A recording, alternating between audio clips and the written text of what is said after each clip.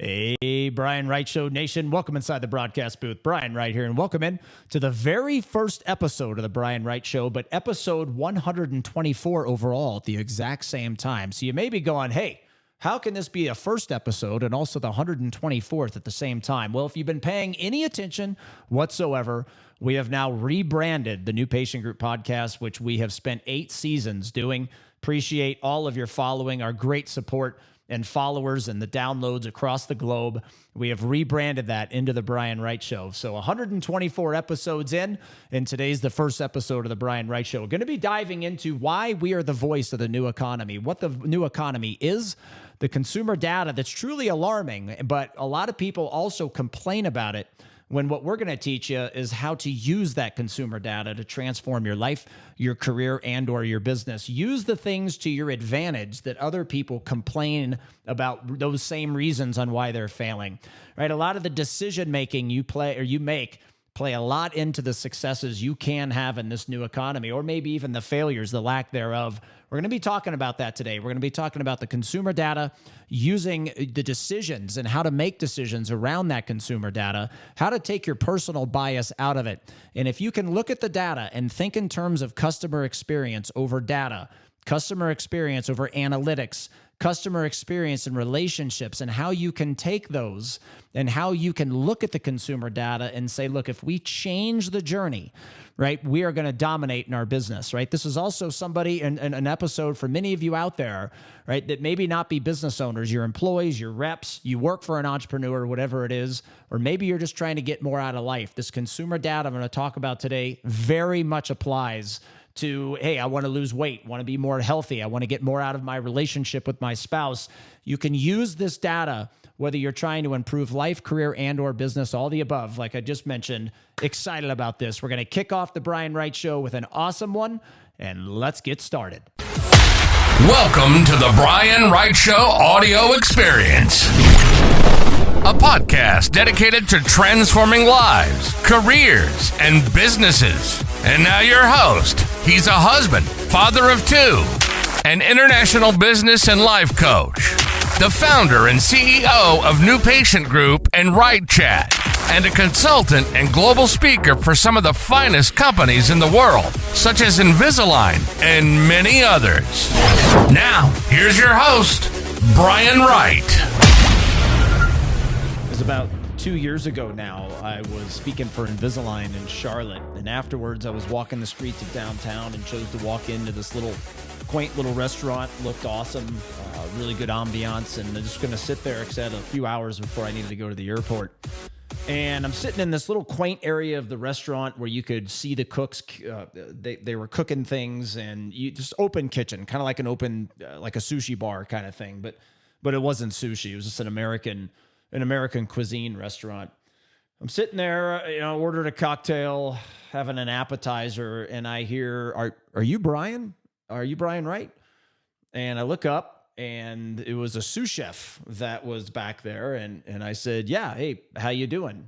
Who are you?" I didn't know who this guy was.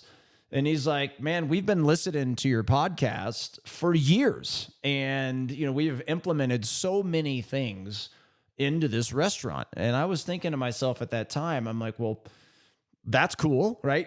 I get to meet, our niche out there. I get to meet all of you all the time, see you all the time at events, but the following we have, unless they're customers, of course, but the following we have outside the niche, I don't really ever get to meet them at all. And I mean, what are the chances walking into a random restaurant in Charlotte where the people in the kitchen were going to know who I was in the podcast and all of that? And I'm thinking to myself, and this was 2 years ago, I'm thinking to myself, this is why we need to rebrand. This is why the message that we talk about on here needs to branch out further and further. And if you ever had the feeling where you're happy with what you do, you're ecstatic with what you do, and you help a lot of people, and you make an amazing living, and it's just an incredible job. But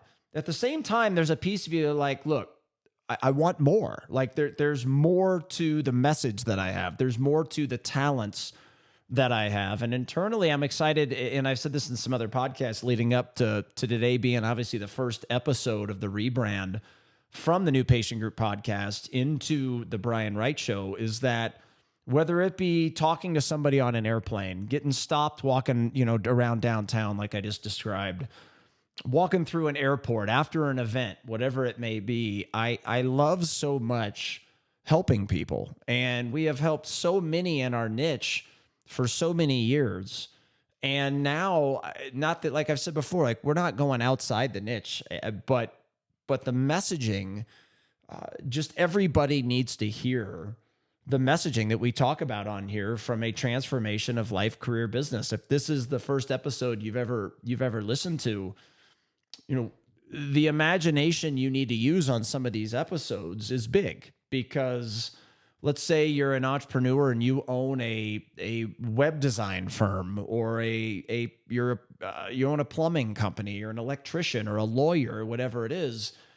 The principles when you're trying to grow a business apply to every business there is. Everybody has their product or service, but then everybody has the non-product or service things that will ultimately determine, can you ever sell your product? Can you create more value than the other places somebody could buy? Can you charge a higher price than everybody else that's in your space, if you will, and convert at a higher level? Can you show up to work happy every single day? Can you be a leader? Can you create the right culture that really allows all the things that have nothing to do with your product or service, but everything to do with whether or not you can sell it at a high price? Are they going to implement those skill sets when you're not looking? And a couple days ago, I was in one of my favorite places on the planet since we moved to Colorado Springs, is Shields. And when I walk in there, I always spend a lot of time just listening and paying attention. It's like walking into a place that implements everything that I teach all over the world.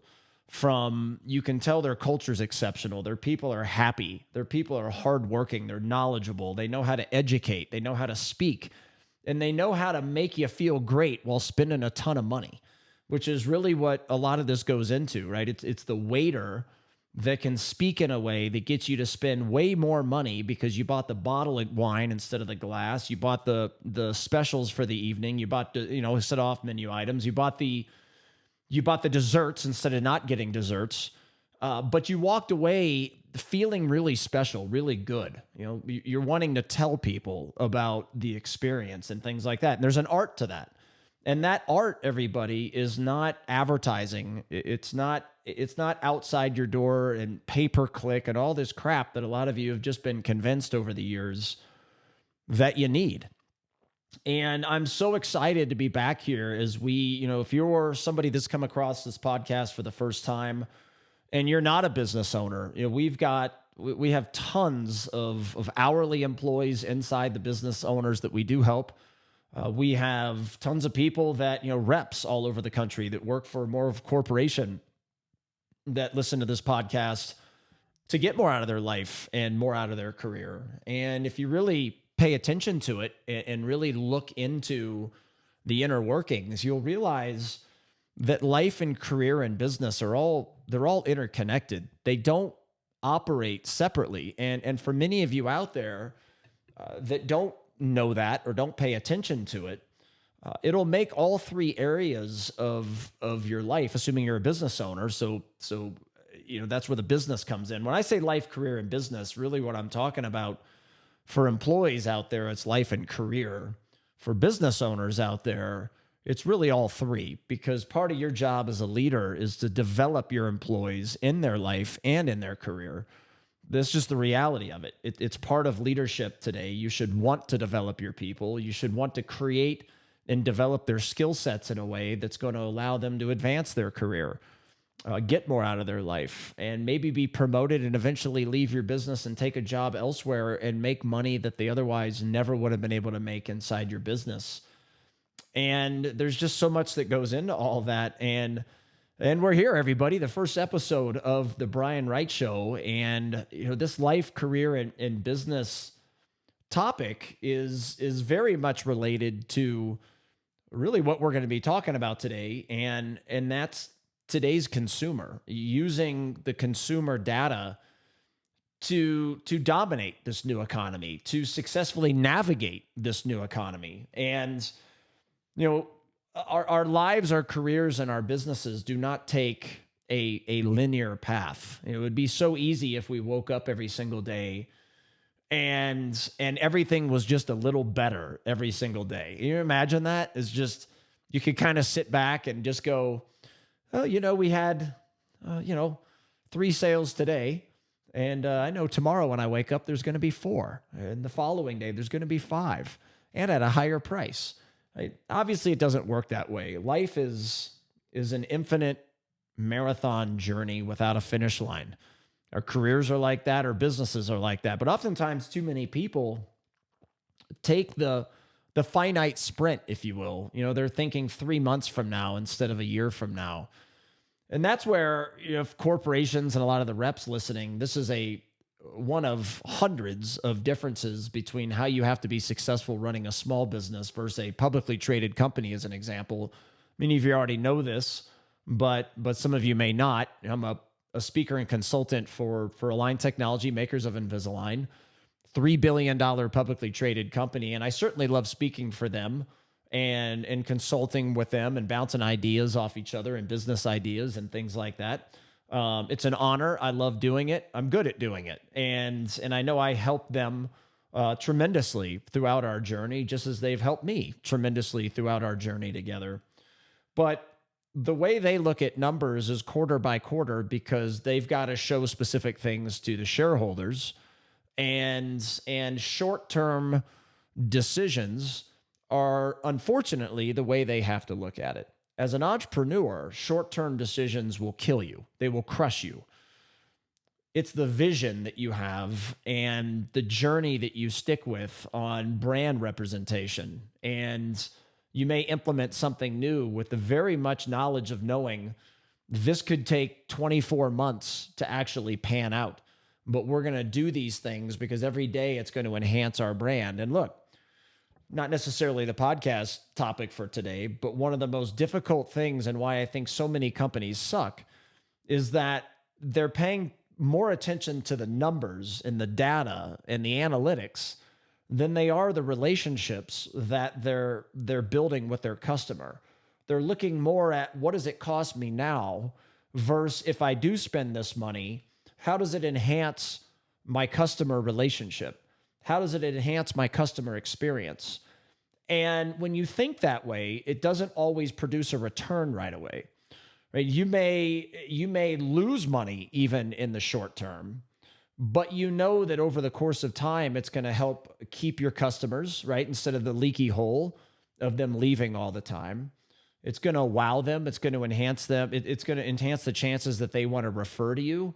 And like I said, stay with you as opposed to the other companies that may be hitting them up. And unfortunately, a lot of us not only run our businesses that way, employees listening, a lot of you run your careers that way. A lot of us run our lives this way as well, is not understanding that the decisions you make, if you're making them with tomorrow in mind, you're going to be sabotaging. It could be your relationship. It could be your promotion at work. It could be, hey, I see this, unfortunately, with hourly employees all the time, is they'll quit a job in order to go make $2 more an hour somewhere else, when they don't realize that the place that's going to pay them $2 more an hour, they have no chance for career advancement, no chance for promotion.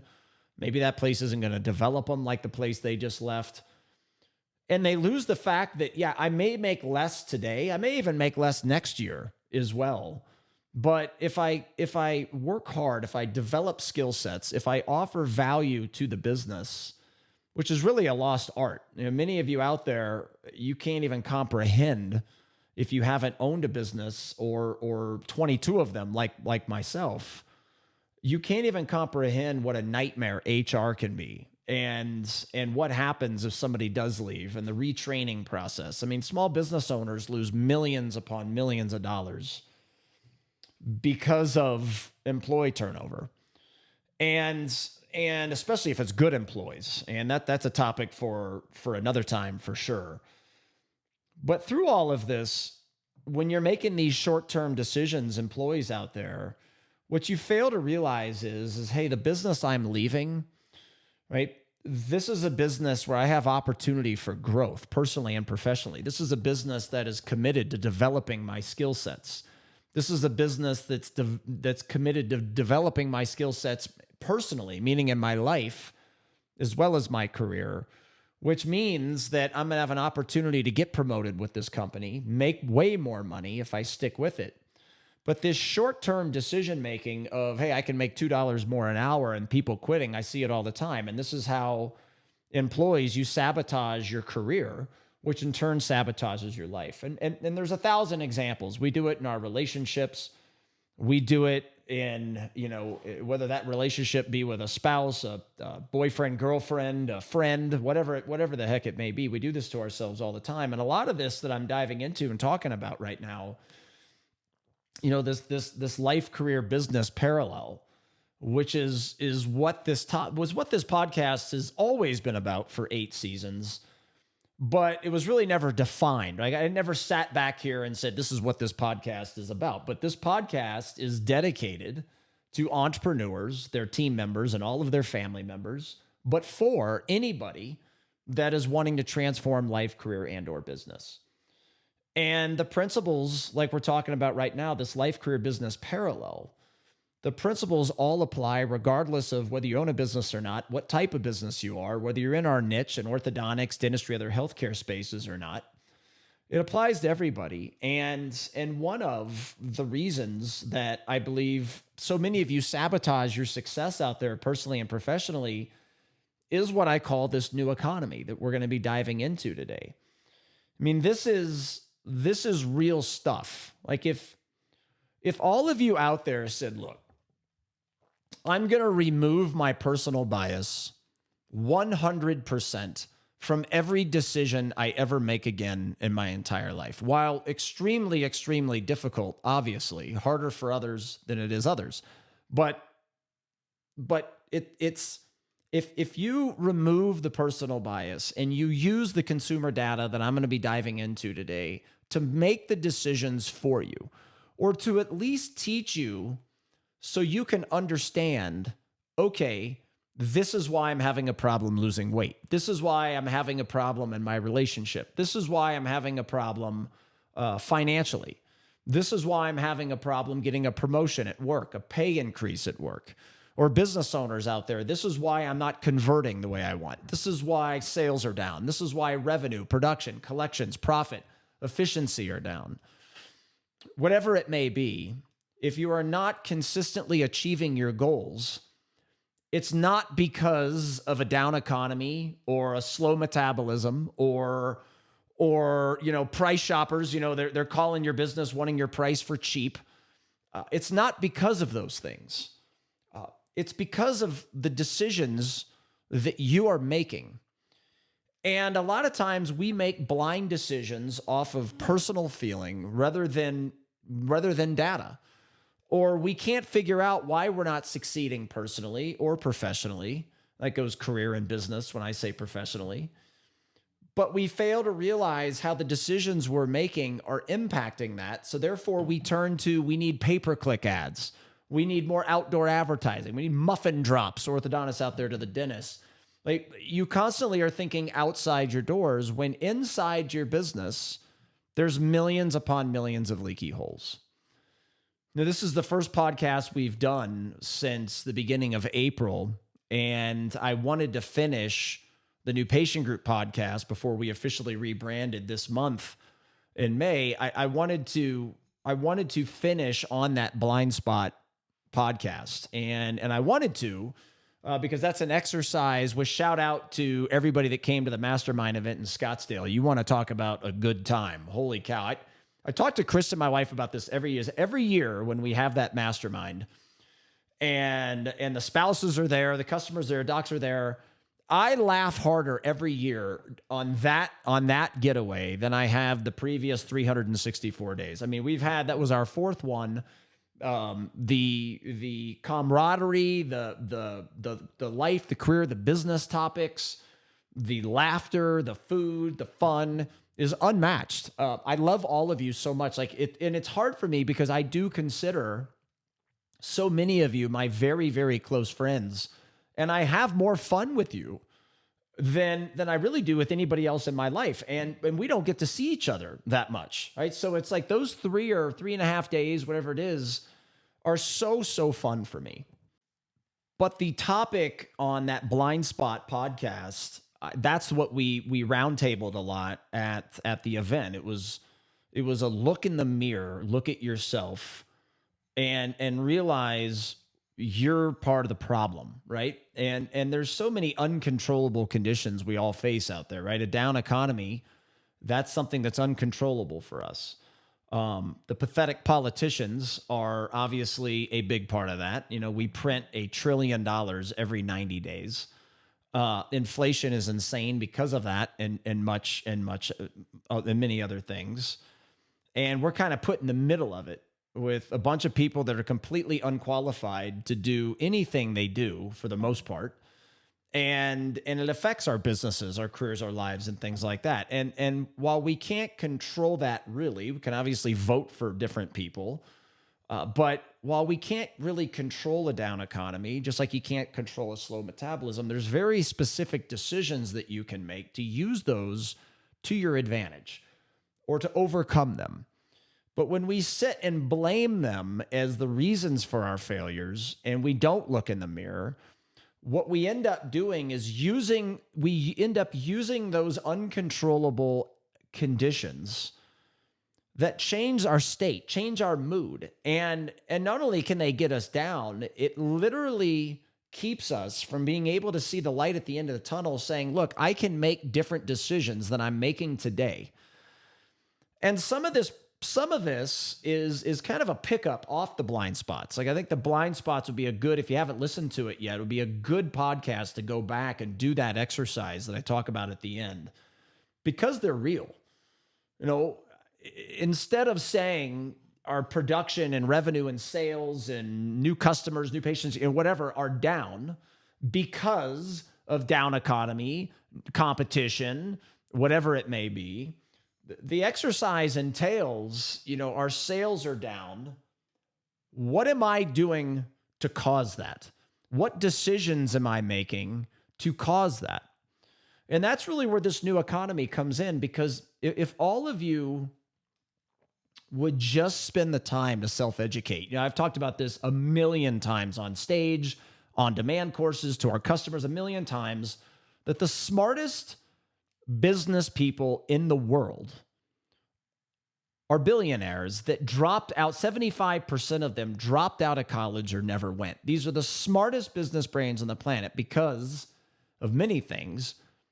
But one of the reasons is they are obsessed with self-education. You are not going to learn true business in school, period. That is why very few billionaires, I'm talking, when I say multimillionaires, I'm not talking 5 million a year. I'm talking they're making 50, 100, 150 million a year. They are making decisions that many of us out here are not. They are using, an interesting stat that I use a lot is that, and I don't have it in front of me, but I'm pretty sure this is exact, that 68% of Fortune 1000 companies were created during a recession or a down economy. 68%, because these are people that look at a down economy, look at a bad economy, a recession, right, and say, how can we use that as an opportunity, as a unique advantage? They don't blame the condition. They say, let me use the condition to kick everyone else's ass, right? And that's what self-education does. School does not do that for anybody, right? And I've seen it so often where you could even, we'll start diving into the data right now. It's truly incredible when I talk about this data, but people still go back and do it the same way. And then want to blame the down economy, price shoppers, competition. I say air quotes when I say, or I'd use air quotes when I say competition, because another person selling a similar or the same product on the surface as you is not your competition. The fact you view it as the competition is part of your problem just to begin with. But your problem is lack of self-education, lack of change, lack of innovation, lack of doing things inside your doors A to Z differently than those people to separate yourself. That's your problem. Hard to hear, but it's the same thing if you want employees, if you want to improve your career and you're frustrated with how much money you're making, right? You've got to look in the mirror and say, okay, what is causing me to be in this position? And man, so few people can do that, which is why it gives the ones who can such a unique opportunity. Right now as it stands, and some of the stats I'm going to be reading here are ones that I've used for a while. Some of them are new. Couple that I've used now for a while is according to Forbes, we all see more than 10,000 marketing messages on any given day. I want you to think about that. Whatever it is that you're selling is an example. In our niche, it could be Invisalign. And, how do we get somebody to buy Invisalign over the other 5 practices they're calling and showing up to? Right? It could be you're a restaurant. You could be stuck in the commoditization of a hotel industry and you're trying to figure out how to build your base and increase sales. Whatever it is, it doesn't matter. Think about that stat and how hard it is to capture people's attention because of it. Now, I'm going to be talking about attention here in just a second, because getting their attention is one thing. Keeping it is an entirely different thing, which is it's even harder. And this is also why, from a personal standpoint, if you're trying to achieve a health goal, which I'm very big on, being a CEO of multiple multi-million-dollar companies, consultant and speaker for Align Technology, makers of Invisalign, speaker for OrthoFi, being invited as, just as I do this podcast, later on, I'm going to be putting the deck together on me. I'm the keynote at the Cleveland Orthodontic Society of Orthodontics in Cleveland here this month, a little bit later on. So I'm working on that deck currently, still building it out. That's like an all-day event. So, and I'm very, very, doing this podcast, coming up with new ideas and, being a father, being a husband, trying to give every customer we have the attention to make them feel like they're our only customer, the obsession over customer experience, training other people. And there's a lot more. You're not able to do all those at a high level without being health conscious and investing the money to have your body, your mind stay young, your looks stay young. Like those are things, all those things above are important to me, and more. And they're important to me because I want to look and feel good, but they're even more important to me because I know it's going to help me deliver a better experience for all of you. Through the process, though, it's extremely hard to stick with staying healthy, working out, eating the right things, because we're so bombarded. So whether it be personally, and like I said, like the more self-education, the more I take care of myself, the better I'm going to be professionally for all of you. The more customers we're going to get, the better retention we're going to have, the better relationships, friendships we're going to have with our customer base. And those things are extremely, extremely important to me. It's far more important to me to develop relationships and be close with you as a customer than it is getting a new one, period. And that is so hard because there's no data that ever as a business owner you're going to get that says, because of the relationships and the brand you've created, this is the return on your investment. Right? This is why it's so hard for people to understand it, to stick with it. I think on the surface, everybody agrees, but there's only a minute few that can stick with it. And it's even harder today because of this consumer data of sticking with things, sticking with your vision, sticking with your core values, sticking with your goals, doing the things that others won't in order to achieve those goals. And I see it more and more in today's society. I have a podcast in the future about the most ironic thing about your millennial and Gen Z complaints. I'm not going to dive heavily into this, but like, parents are setting their kids up for failure as well. I see it all the time. Like Kristen and I would go to dinner, and we're looking around at other tables, and this is just something, I guess I'm weird, but it's just something I pay attention to. I pay attention to how waiters interact with tables. I pay attention when I walk in a department store, how people interact with their customer or their want-to-be customer. I pay attention to this stuff, and I also pay attention to the 8 tables in the restaurant that have kids, and the kids are sitting there on electronics, frying their brain, and the parents, they're not having conversations at the table. The kid isn't ordering their own meal. The kid isn't interacting with the waiter. They're just stuck in electronics. Well, that's one of many things I'm going to be talking about on that podcast I just described that's screwing the kid in their future.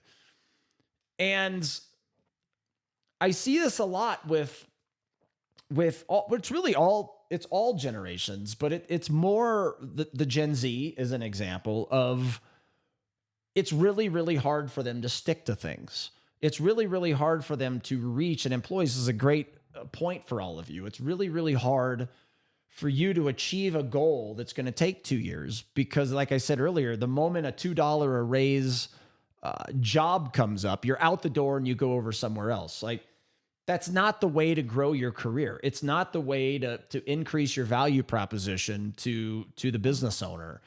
It's not the way to end up years from now looking back and being really proud of the things you did in your career, how you helped the business, how you helped the customer.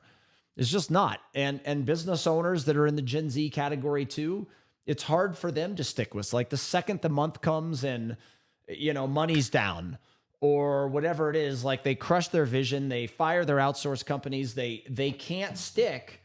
They justify it too. They find every reason to justify it. And they can't stick to what could have become in 2 years because of it. That stat, too, the 10,000 marketing messages every day, it tells everybody out there that this is why, you've got to do your digital marketing differently. But you also have to lead differently to create a better culture. You've got to train your team uniquely on sales, hospitality, verbiage, presentation, psychology, which means knowing what to say, when to say, how to say, why to say, right? Using presentation skills, all of those things to create a framing effect that gets people to draw different conclusions about your business than other people that they perceive that could be the same, right? This could be like, why am I going to buy a Mercedes S-Class from this Mercedes dealership compared to the one down the street that has the same car? Right? This is how all of you need to be thinking all the time, right? Now, it's not to lower your price to get me to buy the S-Class from you.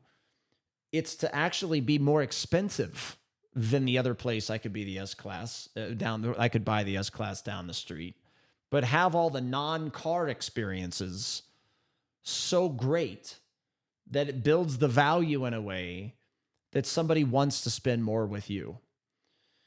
And these are hard lessons, business owners out there, because so many of you have just been brain trained into thinking that you need advertising, you need pay-per-click, you need all this crap that you don't need. And if you are dumping money into that crap, the things I'm talking about and that you'll hear for years and 8 seasons on this podcast and you'll hear for years moving forward, all the skill sets that I've been talking about and referencing today, your employees need them even more in order to convert the marketing that you're doing. And that's, podcast for another time too, but Jesus, how could you ever spend money on advertising out your doors, but be naive enough to know that your team isn't trained to convert it? Like, why does anybody have to convince you that hourly employees need to be trained on sales, hospitality, all the things you're hearing me talk about today and for years? Right? And that's a blind spot going back to the previous episode. Well, because of all of these marketing messages and we're being bombarded, according to Microsoft, our attention span is now 1 second less than a goldfish. I want you to think about that for a second. It's almost It's almost embarrassing for me to say. Like, I've talked about these stats before in this episode. It's 1 second less than a goldfish. Yet orthos out there, you're trying to do a 1 hour long consultation, right? You're taking analog based photos, 2D x-rays. You're doing nothing unique to engage them. And I see it time and time again going into practices and watching is that 20 minutes in, the people are looking at their watch, they're already disengaged.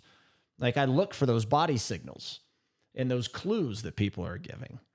The hour consult is over, everybody. It's over. And for those of you that have any chance of having success with it, you may be somebody go, we're having success. What does that even mean? Like, what does that even mean? Meaning that, does that mean that you're taking home what you want?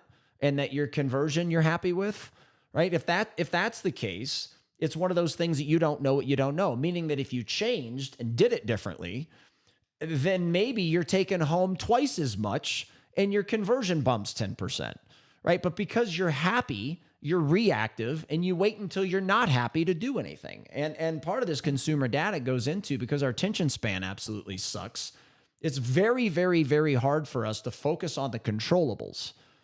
I have a podcast coming. It's the 4 psychological stages of focus that really dives into that. And it's one of my favorite topics to coach, to talk about on stage, whatever it may be. It's one of my favorite topics because the businesses and the individuals, in life that can obsess over the controllables and make sure that those are constantly getting better. Those are the ones that are constantly overcoming the things that they can't control, the down economy, the slow metabolism, bad parental upbringing is an example. Earlier I was talking about these. Obviously, I can't give all the examples, right? You grew up in poverty. Your dad was a scumbag. You were molested, whatever the hell it is, right? Those are things that are completely uncontrollable. And if you use those reasons as the reasons you're failing, then it totally throws out all the other people that are stuck in those same conditions that are kicking ass. I've seen it for years. It's like the kid that grew up wealthy, then grows up and now he's in a rehab center. And meanwhile, the kid that grew up in poverty had nothing. Dad beat the crap out of him, right? Couldn't go to school, right? Is the multimillionaire that's one of the most influential people in the world. Like, these stories are all over the place. They're not And yeah, is it harder to overcome that stuff? Of course it is.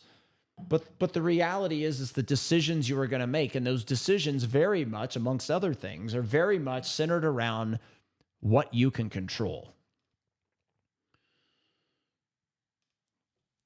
Guys, a goldfish is smarter than us now, right? It's unbelievable, some of this data. According to many sources, eMarketer and others, Gen Z loses active attention span in just 1.3 seconds. I want you to think about that for a second, right? This is what I'm talking about, it's extremely hard to get anybody's attention. It's extremely hard to stand out. It's harder than ever before. But then once you do, and someone's like, hey, I'm going to click on that ad, right? Or I'm going to pick up the phone and call you, or I'm going to walk through your door, right? Maybe all the above, right? Maybe they clicked the ad, went to the website, got converted, called you, scheduled, came in, whatever it is. You have 1.3 seconds for them to decide, I'm going to continue with this process. This is why all of you out there, like, there are still companies teaching to be on the new patient phone call, as an example, for like 20 minutes. And there's still some of you out there that are paying for this advice. Like, I see company after company that hire, practice after practice, business after business, that hire a new patient group. We go in and, they've had one of these outdated consultants that teach it the same way today as they did 20 years ago. Meanwhile, we've changed our coaching every year for 13 years. Why? Because the consumer changes. Like, we don't put our bias into anything that we teach. We look at data. And if the data says Gen Z has an active attention span of 1.3 seconds, we know that your skill sets when you're on the phone, your skill sets when you produce content on YouTube, Instagram, TikTok, etc., right? How you interact with people from a sales, hospitality, communication, all those things that we teach standpoint, all of those things have to be different, unique, better, etc., if you have any chance whatsoever. And you may say again, well, I'm happy with where I'm at. Again, I will say, what does that even mean? Right? Like waiting until you're not happy is not the way to do it. And that is so much what so many of you do. And you could go back to the previous episode. I would describe that as a blind spot. And that is a blind spot for most people because of how reactive we are. Our marriage goes to hell. We seek counseling. You guys have heard me talk about this a million times. We get fat. We go and try to lose weight. We lose money. We try to make money, right? Like we get fired. We try to go get a job instead of, gaining the skill sets and self-educating and training hard. And then you never would have been fired to begin with. Like the list goes on and on and on. But so many of you out there, you're still running your processes as if these stats didn't exist. It's mind-boggling also when you hear these stats that so many of you won't go back. I think over 90% of people surveyed said they would spend more with a business if they were convenient, right? I mean, we do this all the time, buying on Amazon or whatever it is. Why do we buy there? It's not because Amazon has products you can't find in other places. It's not because, their website's better. It's not because, whatever it is. It's not because of anything outside of its convenience.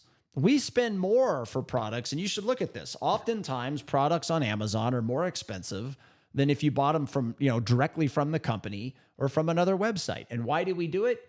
Convenience. You buy, you add it to your cart, you buy it, it's at your doorstep the next day. If you want to return it because you don't like it, the return process is insanely simple. And so many of you out there make it an absolute nightmare for people to return stuff. And you're sitting there going, oh, on paper, if we make it harder, people won't return as much, so therefore we make money. Meanwhile, you destroy the relationship, destroy your brand, right? You destroy repeat buying, you destroy referrals, right? You destroy all the things you can't put your finger on. And it's just mind-boggling to me how people can't look at an Amazon and go, how can we mimic that? How can we provide the consumer easy information in a cool, fully digital way, and the convenient and have us give our product back, right? If they don't like it, or however it relates to your process, like the new patient virtual consult. It is insane, everybody. Listen to me. Virtual consults are not bad patients. It shouldn't be some redheaded stepchild that, oh, well, if they're this age, we'll move them into the virtual. Or if they're not serious, we'll move them into the virtual. Like, this is why the virtual doesn't work, because so many of you look at it as a lower level appointment, when if you run it right and you know the things that you absolutely have to do. Now, you may be somebody out there who says, the virtual doesn't work. We've tried it 1,000 times. It's because your processes don't work. It's you. It's not that the virtuals don't work. They do. Matter of fact, several of our practices right now are converting higher on the virtual than they are the in-person. Why? Because of all the data I just read you. The marketing messages, the attention span, etc. Look at the data and let the data drive the decisions for you. If you know that the data is saying that we're bombarded with information, have a shitty attention span, and you're somebody that's trying to lose weight, right? Going in, you have to do things differently, period. You've got to do it differently. You can't, whatever it be. A Garmin watch, which I just got one. I'm wearing. I'll show you, YouTube followers, how you doing, right? Like, I got this. It's the Phoenix 8, and it's expensive, right? I got it. Why? Well, I got it because of an investment in my health, but it also has accountability tools. And I love the accountability tools. Like, there's several things that it does that will report back, hey, you're slacking, dude. You suck, man. Like, get your you-know-what together, man. Like, it's on your wrist all the time. Like, I have the notifications turned off because I don't want to be I don't want my wrist to go off with a text all the time or be linked to my phone. I don't want anything to do with it. But what I do want is an accountability tool that follows me around all day, and that's why I got it. Because I know, just like all of you, this consumer data is real, and I'm one of them, right? My attention span. how much I'm bombarded with information, right? I fall into those. And don't kid yourself that you don't. Don't kid yourself that you don't. You know, if you want to grow your career, it's never been harder. Like I said, it's never been harder to go, you know what? My goal is in 12 months to gain 3 skill sets that I don't have today, right? I can be better at sales. I can be better in hospitality. I could understand consumer psychology better, so I know what to say, when to say, how to say, why to say, right? I can go the extra mile. I can show up early and stay late and ask nothing for it, right? I'm going to add so much value to this business that when I go and ask for a raise, right, I might be able to get $1 today, but in 12 months, I may get $5 more an hour today, right? Or in a year by doing those things. That mindset is so hard because of this consumer data. And obviously I'm not reading everything today. It's going to be a 3-day podcast. But this stuff, guys, is real. And it's why we're here. It's why we are the trusted voice in the new economy, right? The content we produce in our niche outside of it is unmatched. Everything you learn is statistical fact and how to make decisions around it. Right? Videos. I mean, think of the video world that we live in. It's insane. I mean, the stats, 51% of Gen Z women find information via video search on TikTok, right? Okay, you take that data, go look at your business, and what organic content are you producing that goes out regularly on TikTok? Who are you using that has expertise to teach you what content to shoot, to put on TikTok? How do you know when to do it, right? How do you build the following? How do you create content that just doesn't make somebody smile, but also converts them closer to your brand, to purchasing part of your brand, your product, service? Right? Now, these are things that our digital marketing team with New Patient Group, they're experts in. This is why, and it cracks me up. This is, like with Smile Direct Club, talking to our niche right now, with Smile Direct Club, so many of you would complain about them. And I would kind of chuckle because I'd be like, I think they're a good thing for all of you. Why? Well, they're going to dump millions into advertising to bring awareness to people, right? Yeah, people may go and get their teeth jacked up, but guess what's happening? They're coming to your office after to get them fixed. And they never would have come to your office, period, if it wasn't for Smile Direct Club. Like I look at, it's a perfect example. So many of you would look at Smile Direct Club as a competitor, as somebody that's ruining the industry, as the list goes on and on and on. And you would spend so much of your time focused on that. It would change your state, change your mood. It would suck your energy dry. When I looked at it and I said, this is great. Just let it play out. They're never going to last. Just let it play out. Let them do the advertising for you. And those people are going to be turned into your customers. And they never probably would have been without SDC, right? You see how, and we taught our customers, let's put out content around this, right? We're not going to call out people, but we're going to talk about, hey, look, if your teeth have been ruined, right? The importance of choosing an orthodontist, right? A specialist to move your teeth, right? All these things. Let's get it out there, get awareness out there. Let's code it around Smile Direct Club search terms, right? And let's use the content to open up people's mind and use it to kick everyone's butt. And this is the same type thing that's happening to us on the digital marketing side of our business with New Patient Group, is people are using all these big names that spend all this money at AAO. And as I do this podcast, AAO is right around the corner, and you'll spend all this money advertising, all this stuff, and people go and use them. And guess what they do? They leave them and come to us, the company that's not advertising, the company that spends its money on its customers, the company that spends its money on self-education, the company that spends its money on self-improvement, a constant focus on getting better, revamping the program. The list goes on and on and on and on. And it's a perfect example, right? I look at all of them. None of them are our competition, period. They're all people that are getting the word out for us without even knowing they're doing it. And I love it.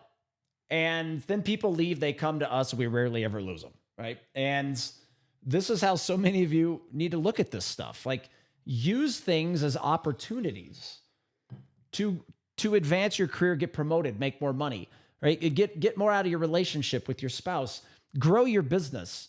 There's so many things that people complain about when if you don't and you use those same things to your advantage by making different decisions, having a different mindset around it, you will be blown away at the transformation you have in your life, career, and business. TikTok's the same way, right? You get somebody, oh, social media is stupid, right? Well, you know what? A lot of it is stupid. But guess what?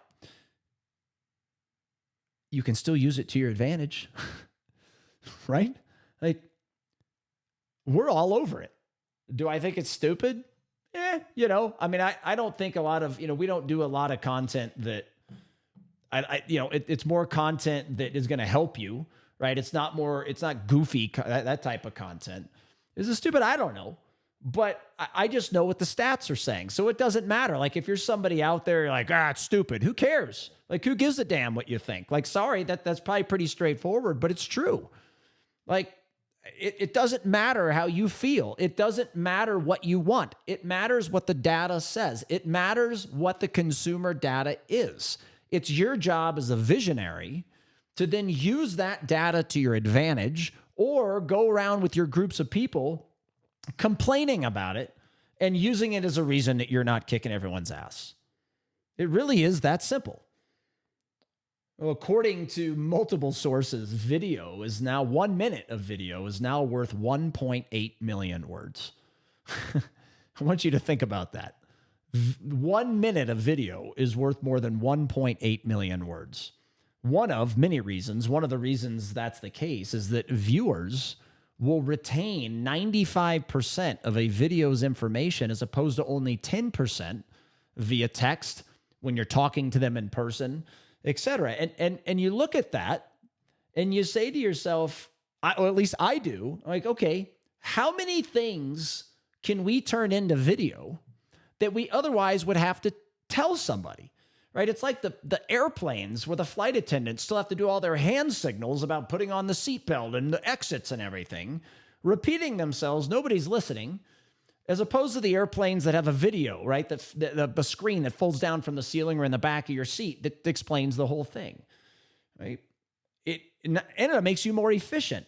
And this is where, our existing customer experience, existing patient experience for our niche, like after they've signed the contract, is more impactful than our program to try to get them to sign the contract and to begin with. The difference is that you can't necessarily see the data improvement on paper, right? It's easy. If you're converting at 60%, we come in and we get you to 75% as an example, right? That's an easy, it's working, right? Enhancing your brand and how your people communicate with your customer, with your patient, around compliance. And that's a hard return on investment to put your finger on. But every single minute of every single day, your team members are communicating with your patients, your customers, and they don't get trained on the skill sets on how to do it, like your clinical assistants. That is not a clinical job description, right? Every time they open their mouth, how they discuss the ClinChecks chair side, use the iTero to build value chair side, right? Have conversations with parents, right? I've told you guys this story before. I was in a practice a long time ago. Girl was uncomfortable. She was crying. And what did the practice do? She's just a wimp. That's what they're talking about back there. Rather than going to their parents and saying, thank you for being a patient, right? She's a little uncomfortable. We're so sorry. Can we do something for you, right? Even if it's true and the patient's a pain in the ass or the customer is. We all have pain in the asses as customers, right? We can either choose internally to call them a pain in the ass or go, guess what, right? Maybe they're a pain in the butt, but it's our job to exceed expectations and make them happy. And you're not going to do that if you're blaming them, just like you're not going to do that and grow your business if you're blaming the economy. Just like you're not going to grow your business when you're blaming competition. The list goes on and on and on how all of this relates personally, professionally, career, life, business, whatever. All of you should be turning your delivery appointments, whether you're delivering Invisalign, something else, but whatever it is, you should turn that into a video. Your assistants when they're talking about taking in and out of clean, and all of our people listening to this podcast that aren't in our niche, think about this. Like, one of the cool things about this podcast that you will learn is how we teach orthodontic practices, dental practices, plastic surgery. Like, our true niche is in orthodontics. And then we have also dentists, plastic surgeons, pedo, perio, optometry, right? Because they're all a commodity. You can buy from, you Google them, and whatever you put in, dentist, you put in orthodontist, you put in Invisalign, whatever it is, there's going to be 20 options within 20 minutes of your house or where you work. So they're a commodity. So therefore, the things that are going to make them successful are no different than what's going to make a hotel successful, a restaurant that's commoditized successful, etc. It's going to be cool for all of you to realize, how do we get practices to get you to buy from them at a higher dollar than you going somewhere else? And you'll understand, if you're a business owner, as I talk about these principles to our niche, you will understand, if you have any imagination whatsoever, how you need to do it in your business to get people to buy from you at a higher dollar, right? It's the same way in a restaurant. Great food will not justify a higher price on your menu. Being a great orthodontist will not justify having a higher price on your menu compared to the other restaurants, compared to the other orthos, right? That is one part of it, a very important part, right? You can't have McDonald's food and charge, $100 for a steak, right? Not gonna work. Same way, you can't be the worst orthodontist in the country and charge $10,000 for Invisalign. You get the point. So it's an important part of it, but it is not the biggest part of it. The biggest part is the other intangibles, as proven by 91% of people surveyed by Harris Interactive in their most recent study, shows that people will choose and or remain with a business because of the experience over whether or not the company is any good at what they do. Right? I talk about this stat a lot. It used to be 88%. It's actually gone up 3%. I talk about this stat a lot because what we teach for a living is experience. That's not you being nice, by the way. It drives me nuts. Well, we don't need it. Janice is nice. No, it's not what it is. That's not what experience is. That's not what hospitality is. It's not what customer service is. All three of those are something different, by the way. Don't lump them into the same category. It goes so far beyond that. There's thousands of ingredients, but you look at that stat, and what do most of you obsess over? You obsess over CE to be a better clinician, right? You obsess over CE to be a better chef. You obsess over your product or your service, but you don't obsess the same or more over all the things that will determine how much of it you sell and how high of a dollar you sell it for. You don't obsess over those things. If you did, as well as the CE of being the best chef in town, etc., that's how you charge more. Because the experience, the things people can relate to, right? They don't know a good dentist from a bad. They do know if you hurt them, right? But if you didn't hurt them, right, you could have put a crappy crown in their mouth and they're not going to know. This is why the better business will defeat the better clinician, right? They can't tell an average orthodontist from a subpar orthodontist from a great one. They can't tell. You can in the industry, right? And you get confused thinking that the consumer sees value in it, when if your team doesn't know how to sell it, they won't. This is why, and this is true for any business, how your menu looks at your restaurant, how your waiters speak, how they're greeted, how the phone call went, the ease of reservations, what happens between reservation and when they show up, right? All of these intangibles, as the manager, come to the table, shake the hand. Is there a virtual tour through the kitchen? Like, how's your wine cellar look? Like, there's so many things that go into, okay, now we're the most expensive in town. And those are the same intangibles that will determine whether or not you ever get a Michelin star rating, right? That's the other mistake as well. Why do they have a Michelin star? Well, they're the best they have the best food in town, right? No, that's not why they have the Michelin star. Right? They have the Michelin star because they're the best food in town, but they also, all the other intangibles that I'm talking about are also better than any other people business you could walk into, whether it's a restaurant, hotel, your practice, whatever it may be. I mean, these lessons, guys, are so invaluable and this is of many reasons, like I was saying in the beginning, there's been so many conversations that I've had with people outside our niche over the years that have helped them tremendously. And it's why we've had, the restaurant example, like the one in Charlotte that I talked about, is listen to the New Patient Group podcast. But man, you have to be forward thinking to see a podcast named New Patient Group to go, okay, that can help me as an entrepreneur, right? Even though all this stuff does, just like I'm talking about today, kicking off the Brian Wright Show first episode. I mean, it's so true, everybody, and you know it, right? But because of the consumer data, will you execute it? Do you have the attention span, the discipline, right? Which is why a lot of people hire us to hold them accountable, teach them the discipline, be repetitive with them in their practice, their business. It's hard. And it's harder than it ever has been before. I mean, YouTube is the second largest search engine to Google. If you go next time you're going to a restaurant and you look online, go to their YouTube station. It's not going to have anything on it. This stuff drives me nuts. This is the same way with most of your practices out there. I just did a national webinar about this yesterday. Like most of your practices out there, somebody makes an appointment. What happens between the time they schedule with your receptionist and the time they show up to their reservation, their appointment? Same thing for restaurants out there. Same thing for all of you. Like from appointment time to when they're supposed to show up, that pre-arrival, right? It sucks. It's the same thing as everybody else. And then you wonder why they no-show you or they cancel, right? Like automated text reminders. Like who does that? Raise your hand out there, right? Okay, well, there's nothing wrong with it. But the problem is the data shows in our niche that people are calling 5 or more practices before deciding which to schedule with, going in 3 or more practices before deciding which to buy with. And yet you're doing automated text reminders just like the other practices. It doesn't help. They tune it out. They don't even know who the hell the automated text reminder's coming from, right? But if you go back to the video data, right? So how do we create a beautiful welcome video of the chef and, introducing himself or herself and taking you through a virtual tour of the kitchen, discussing where you source the food and the culinary skills and what makes the restaurant unique, right? And the culture of the restaurant. Maybe the owner of the restaurant's not the chef. Maybe he or she's on there too, right? And maybe that's sent out right after you make your reservation online or by calling.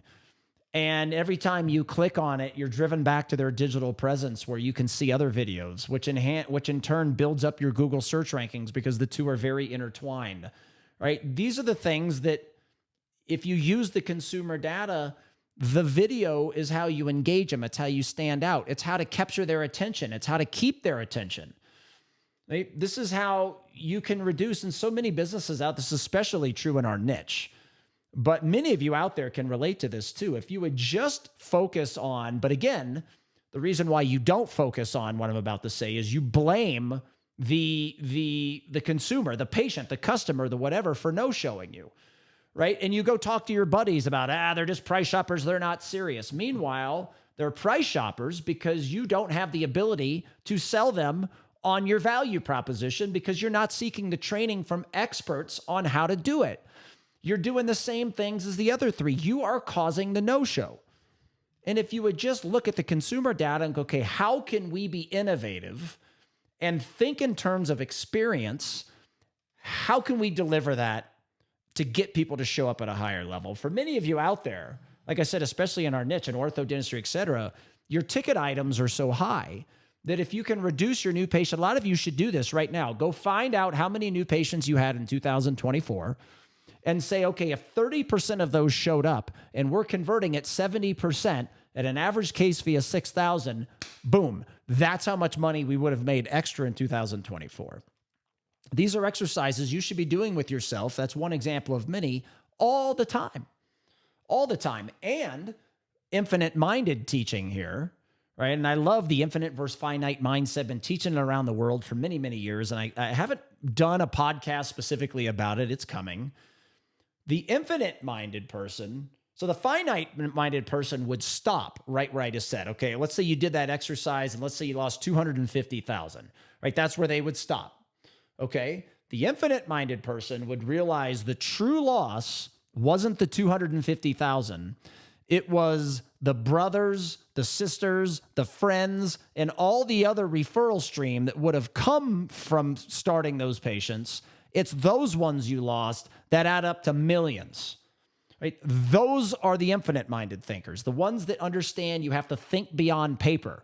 You've got to understand that most data on paper is a liar, right? If you see the referrals that you got from your customers last year as an example, That teaches you something. But what it doesn't teach you is the true loss. The true loss is how many people weren't asked for referrals properly by your team because they're not trained on sales, hospitality, et cetera, et cetera, et cetera, et cetera, down the line.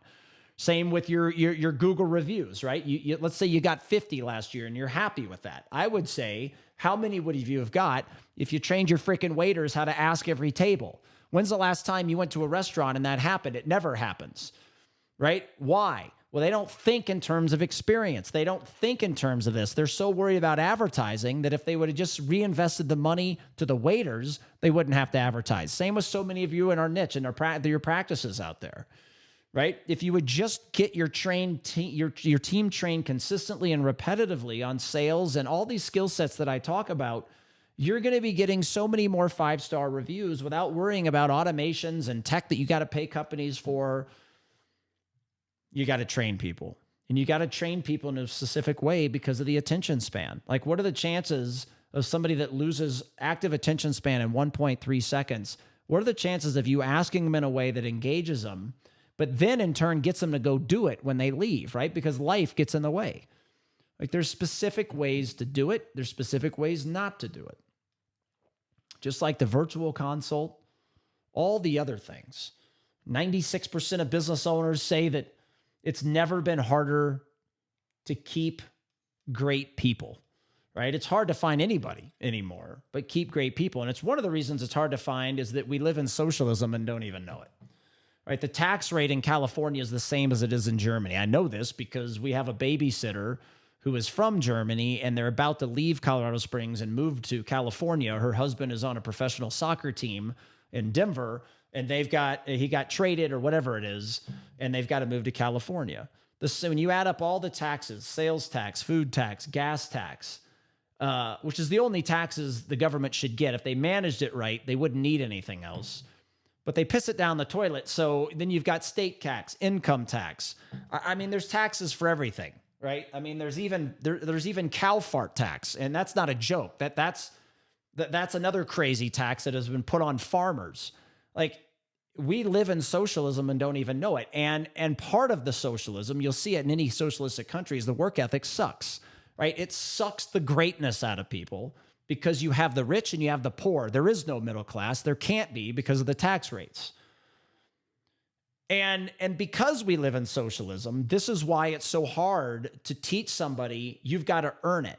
If you want to get a promotion at work, just being there for a year is not going to get you a promotion or a pay raise, right? You've actually got to put effort into it, sacrifice. You've got to hold yourself accountable, be dedicated, do the things others won't do, right? These are the things that create greatness. These are the things that find your given talents, right? And make you somebody that is special out in society and produces a wonderful return for society and helps other people. Right? Like in my world, the more people I help, the more I make, the more money I make, right? It's a great trade because I love to help people, right? But so many of you out there have the pathetic mindset of, well, if you make this, you've got to be penalized for it, as if it's helping anybody. It doesn't help anybody. Like, if my tax rate goes up, it's not going to help you. It's not going to help your kids. It's not going to help anybody, but has been proven it's just going to make the politicians richer. It is what it is. That's the world we live in. So that's why it's so damn hard to find people and keep people, especially the good ones. And I have the 4 parenting types of business coming up at some time and how it affects your employee and customer patient compliance. And that's a great one. It's very dear to my heart because there's so many things going on in society and business that I'm going to bring home into that podcast. I can't wait to do it. That's a podcast that maybe I could go on for 3 hours. Something interesting, Boyd Whitlock, you'll appreciate this because we talked about it, where, the length of our podcast. So if you look at the data, the ones that have the highest download rate and are listened to the longest are the longest podcasts. The ones that are shorter, not as long. And I've talked to everybody about this all the time. Same way with your YouTube videos, your online content. The misconception is they've got to be short, quick, and fast. It's not true, right? They've got to engage, right? You could, the Huberman podcast, if you haven't listened to it, check it out. It's a great self-learning podcast. He has thousands upon thousands of followers, big name. His podcasts take forever. And to be honest with you, the information's great, but he's not the most engaging, show host there is out there. But the content is engaging. You could see so many podcasts out there that have insane followings that are very, very long. And I've noticed on our podcast, the shorter and shorter I go, the downloads, there's not as many downloads. And Boyd, you and I, so Dr. Whitlock, for those who don't know, he's orthodontist and longtime customer with us. We had this conversation, one day about, hey, can you make the podcast shorter? And, we think that there's some people that I've referred to that they said the podcasts are too long. I said, absolutely. And we started doing it. And I actually noticed for a while that we had some of our listeners leave. Like, they like the storytelling. They like the longer, it keeps them working out. They're listening on the treadmill. They're driving long journeys back and forth to work, whatever it may be. And kind of what I said to myself is look, and this is for any of you out there wanting to start a podcast or a YouTube station and you're scared to do it. The reality is if you suck, you suck. And the sooner you find out you suck, the better, right? If you're great, you're great. And the sooner you find out that, the better, or somewhere in between. And I have found that if I just do it the way I am, talking about the why and the storytelling, and I bring it home to a point all the time and several points on many podcasts, is that the vast majority of people that are attracted to this podcast, that's what they want. And the format moving forward, though, is going to be a combination of long ones, is going to be a combination of shorter ones, and try to blend them both in. But in the end, you can't make everybody happy, but you certainly try. It's not the easiest of job keeping people engaged for the same reasons I'm talking about, right? All the consumer data, you could look at that and go, well, I got to be quick. Or you can look at that and you go, I've got to be engaging. And that's it. You can be engaging and quick, right? There is a such thing, right? But this is like for all of you in your exam room. Like if you're using analog-based photos with a camera that looks like it came out of the 80s and you're not succeeding the way you want, it's because of you. Use the freaking iTero machine. It's the greatest sales tool through experience on the planet. If you understand all the fundamentals and the tools and how to use it, you should be having it on your digital marketing. You should be having your receptionist edify it. You should use it as a reason people show up. You should use it as a reason people buy, right? But we're still so stuck in our ways, and it just is. It's crazy, everybody. It's crazy. But anyway, that was a little rant on the 4 parenting types of business that's coming up, guys. The consumer data is real. If you would just look at it and use it to dictate your decision making. Remove the personal bias. How you feel about something, no matter how hard it is. I tell myself this all the time to remember what I coach all of you on. Like and I've used this as an example. Like I'm not a person that would choose the virtual consult in your practice. I would want to come in. Right? This is why it's important to have 2 different experiences like we teach. You can't have one. You've got to refine 2 different experiences, dual close it, edify both, dual close it, and let the consumer tell you what experience they want. But I don't have bias against the virtual, and it's something we teach. We teach it in an amazing, amazing way because we don't let something how I feel get in the way of the innovation. So many of you out there hire people that are teaching it how they feel. It's why there's still consultants that teach you to stay on the new patient call for 20 minutes and ask 1,000 questions. Then you send them a bunch of paperwork that asks the same damn questions, and you wonder why they don't want to fill it out. That's not hospitality. That's not being a people-first business. It's just ridiculous. Like you're making your front desk make confirmation calls to new patients when your TC could just send out a personal welcome video 48 hours before and wow them. Because guess what? My other 3 opinions are making confirmation calls, and guess what? While you're making those confirmation calls, you're missing new patient calls, and it's another leaky hole that you don't know about. That's certainly a podcast for another time because every business out there, it's the biggest leaky hole in the planet for small businesses is the phones, period, end of story. The problem is, and the reason why when you call plumbers, accountants, lawyers, dermatologists, dentists, orthodontists, list goes on, the reason why they all suck from an edification and hospitality and sales and all standpoint is because they don't train them on it. And the other way, we've all called all of those places, and nobody and people don't answer the phones. Like I can't tell you how many times I've called a place wanting to buy something and they didn't answer, and I called and bought for somewhere else. All of you have been in that shoes, and it's happened in your small business every single day. But again, going back to, it's the data you can't put your finger on, so you're just not worried about it, right? You're spending $5,000 a month on pay-per-click. Meanwhile, you're missing 3 to 5 new patient calls a month. Like, we've got the data with my other company, WrightChat. If you're a 30 a month new patient a month practice, 30 new patients a month, you're missing 3 to 5 calls on average, right? That means if you used WrightChat, we could answer, speak as your employee, remote into your software, and schedule an additional 3 to 5 new patients starting right away for you immediately, right? That's going to produce a better return than any advertising you're going to do, and at a cheaper rate. And it just drives me nuts. But again, the consumer data, like if you miss a call, they're not calling you back, right? You may be lucky, they may leave a voicemail, but that's a horrible representation. Just again, off data stuff is that it's just bad brand representation. You don't want to be represented that way. You want to be represented in a unique way when somebody calls you. And missing a call, even if you get lucky and they end up starting with you, it's still a crappy experience. And I'm telling you right now, we've got the data. Like 99% of customers, this goes for any business, are not going to call you back. You've got to answer your phones. And if you do, you'll add customers to your business right away without advertising. And it's the consumer data, everybody. It's what this episode obviously was about. It's what we're about. And using it to make decisions, using it to guide your decision making, right? Help you navigate through this new economy. And I don't want to say win it, because again, there's no finish line. Like, what the hell does that even mean? It's like, well, I'm the number one sales guy in my company. So what? Like, is that for the quarter? Right? That doesn't mean anything. It means that you're ahead right now. And I can tell you that a lot of people that jump out early fall behind late, right? It's like baseball, right? It's a marathon, not a sprint. Like, you go 1 month and your team's not doing well and the fans are like, oh my God, the season's over.